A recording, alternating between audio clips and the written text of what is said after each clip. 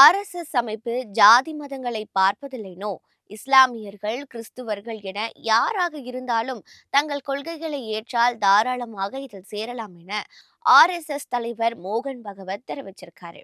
கர்நாடக மாநிலம் பெங்களூரில் ஆர்எஸ்எஸ் அமைப்பின் நூற்றாண்டு விழா நிகழ்ச்சியில கலந்து கொண்டு பேசிய மோகன் பகவத், ஆர்எஸ்எஸ் எந்த அரசியல் கட்சியையும் ஆதரிக்கவில்லை, தேர்தல் அரசியலிலும் பங்கெடுப்பதில்லைன்னு கூறியிருக்காரு. சமூகத்தை ஒன்றிணைப்பதுதான் ஆர்எஸ்எஸ் அமைப்பின் முக்கியமான பணினோ, அரசியல் கட்சிகளுக்கு ஆதரவு அளிப்பது இல்லை, நாங்கள் கொள்கைகளுக்கே ஆதரவு தருகிறோம்னு அவர் கூறியிருக்காரு. உத்தரப்பிரதேசத்தில் அயோத்தியில் ராமர் கோவில் கட்டுவதற்காகவே பாஜகவுக்கு வாக்களித்தோம்னு கூறிய மோகன் பகவத், அயோத்தியில் கோவில் கட்டுவதற்கு காங்கிரஸ் கட்சி ஆதரவு அளித்திருந்தால் நிச்சயம் அந்த கட்சிக்கு ஸ்வயம் சேவர்கள் வாக்களித்திருப்பார்கள்னு அவர் கூறியிருக்காரு.